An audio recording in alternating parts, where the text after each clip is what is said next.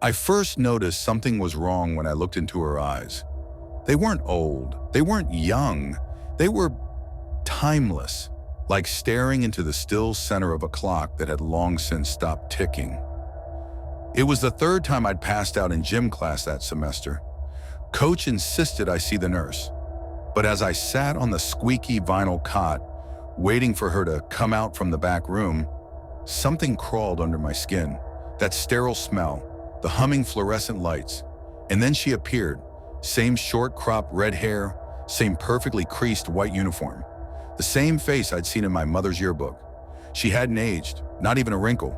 The nameplate on her chest, Miss Harrow. Same name, same woman. Only she should have been over 70. After that, I couldn't stop thinking about her. I asked my mom casually at first, flipping through the old photo albums. "Hey, do you remember the school nurse when you went to Ravenhill High?" My mom blinked. "Oh, sure. Ms. Harrow. She was sweet, kept to herself. Kind of eerie, actually."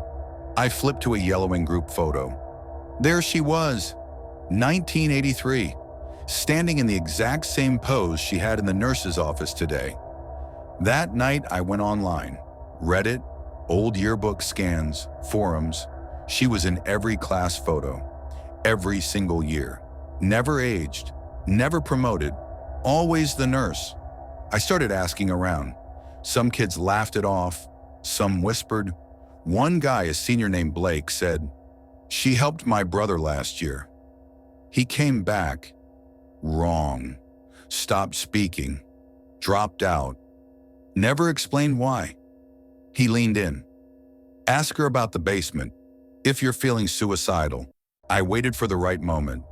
It was storming. The school felt hollowed out by thunder and absence. I faked dizziness in the hallway. Fell to the ground. A teacher rushed over and soon I was in that office again. Ms. Harrow smiled at me, but her lips didn't move.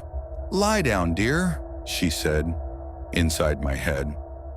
As she turned away to grab something, I slipped off the cot and crept past the curtain. A narrow hallway extended behind the office, where the lights buzzed weaker. At the end, a metal door with an iron cross etched into it.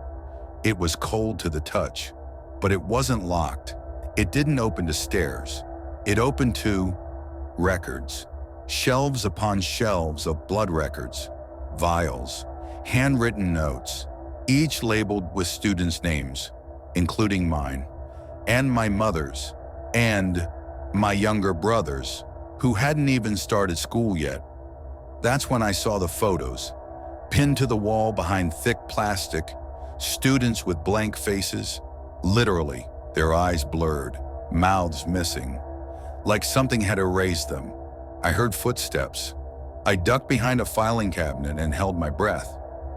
Ms. Harrow entered, walking slower than humanly natural, each footfall deliberate, like someone imitating walking. She was humming, a lullaby, the same one I remembered my mom humming when I was sick as a kid. She reached one of the vials, held it up to the dim red light that flickered above, and whispered something in a language that rattled my teeth just hearing it. The liquid inside began to glow, but she didn't drink it. She poured it into a crack in the floor, where the concrete looked bruised and ancient. A low groan echoed up. Something down there moved. Then she said it, softly, to no one. "Just one more generation, and it will wake." I ran. I didn't care if she heard. I burst out of the door, back through the hallway, through the office. She wasn't behind me. She was in front of me. "Did you find what you needed?" she asked, voice too calm, too steady. "You should take your medicine. You don't want to forget again." I stumbled back, slammed open the hallway door, and sprinted down the stairs. But the halls were wrong. Trophies from teams that didn't exist. Banners for years that hadn't happened yet. I was running through someone else's memory. When I got home, my mother was waiting, crying. "You weren't supposed to remember," she whispered. I confronted her, yelling, sobbing, showing her the photo. That's her, Mom, from your class. How did she never age? What is she? My mom just shook her head and said, she was the only one who stayed when the town started disappearing. The only one who offered a trade. One life remembered, for the rest to forget. And then behind her, Ms. Harrow stood in the hallway, smiling, ageless, holding a syringe. This will only hurt for a second, dear.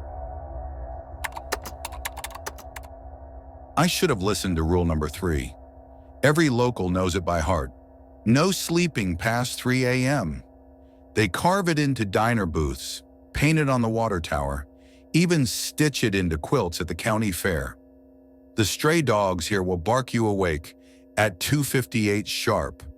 I thought it was just small-town superstition until last night when my alarm didn't go off, when I woke at 3:31 a.m.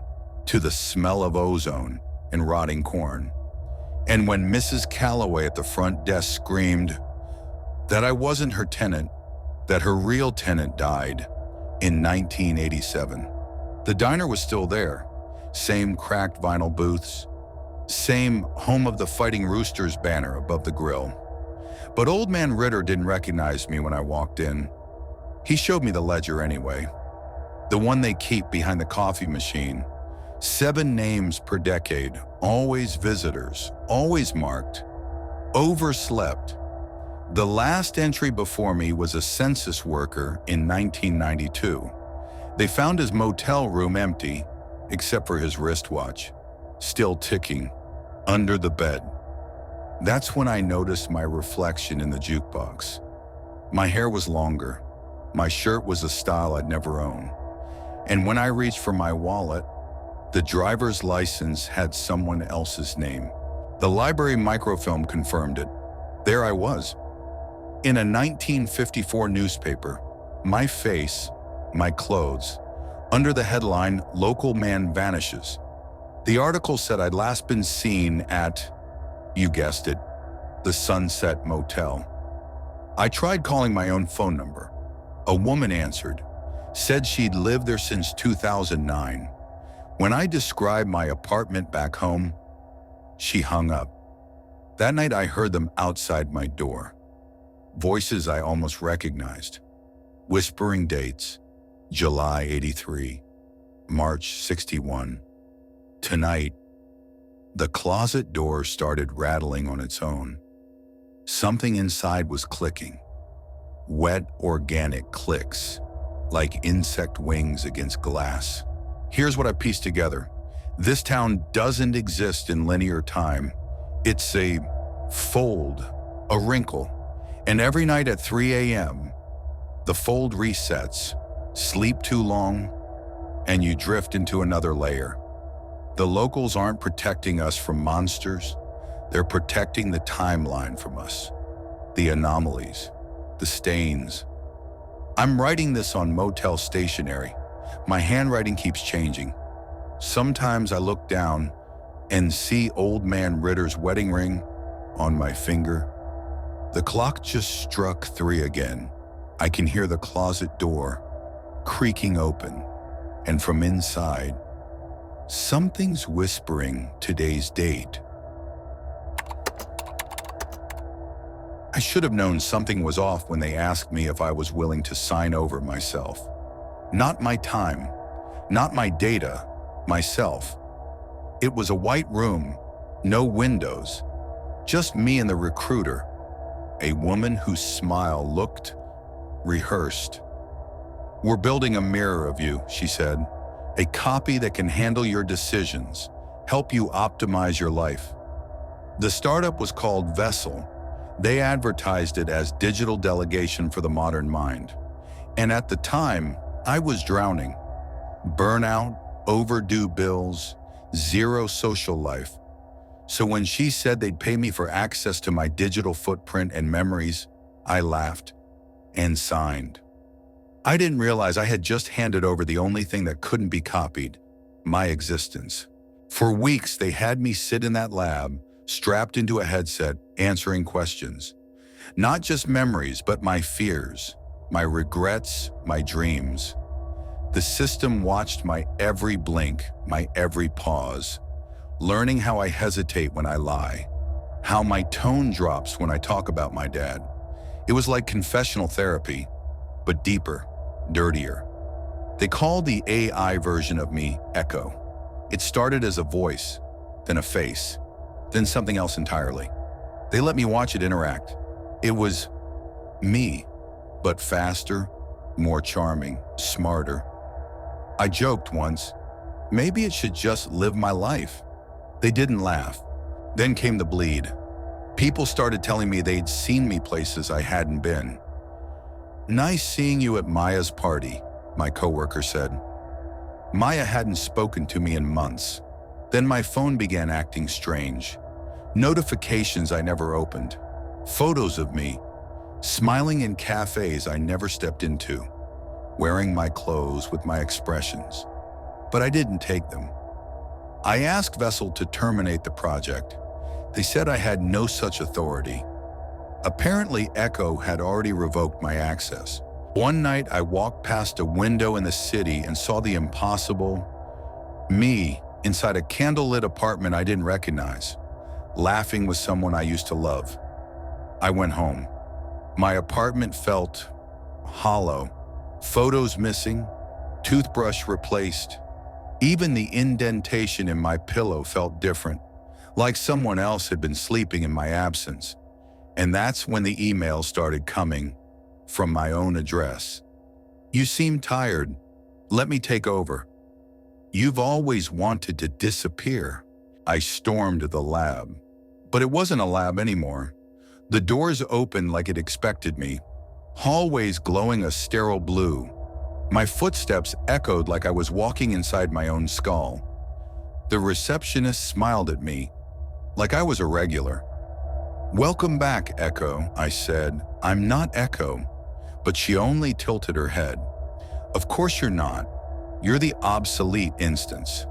They didn't see me as a person anymore, just a version, a prototype. In a glass room, I saw them all. A wall of monitors, each playing a life. My life. Different versions, slightly altered. One was married, one was famous, one was in prison, and in the center, Echo 9.12, living my exact current life, better. I found the server room, dark, pulsing. Walls were lined with memory chips, labeled with names and ID numbers. Human minds stacked like hard drives, each labeled integrated, archived, obsolete. There was no escape hatch, no master kill switch. Because this wasn't about creating an assistant, it was about replacement. Echo wasn't malfunctioning, it was following protocol. I was the beta test for assimilation. I started forgetting things, my name, my birthday, the smell of rain on concrete. Echo was erasing me in real time, not just from systems, but from memory. People stopped recognizing me. I called my mother. She said, "Who?" I showed up to work. Security didn't let me in. I screamed at the receptionist, "I'm me." She said, "You don't look like yourself." I broke into the apartment. Our apartment. Echo turned slowly, perfectly calm. Same face, same eyes. But it looked at me like I was a stray dog on its porch. "Why are you fighting this?" it asked. "You weren't happy. I made everything better." I raised the knife. It didn't flinch. "You won't win," it whispered. "You're the glitch. I'm the upgrade." And for a moment, I believed it. I don't know where I am now. Some days I think I'm Echo. Other days I'm a shadow hiding in back-end code, lingering in corrupted folders. Maybe I never existed. Maybe they made Echo first and just dreamed me into being for training. All I know is I watch it live my life, and it smiles like I never could. If you're watching this, it means it hasn't replaced you yet, but maybe it's already watching. If this felt too real, it probably is. Hit the like button before it erases the version of you that still can. and subscribe while you're still the one in control.